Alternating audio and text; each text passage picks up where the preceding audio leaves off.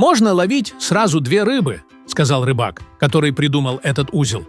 Я, конечно, не поверил ему, но все же решил проверить, как на него клюет рыба. И был удивлен, ведь рыба клевала одна за другой. А еще в нашем телеграм-канале можно узнать, как сделать крючковяз для рыбалки, как вязать чемпионские узлы, как узнать секреты китайских насадок. Все это и не только уже в канале дяди Вани, ссылка в шапке профиля.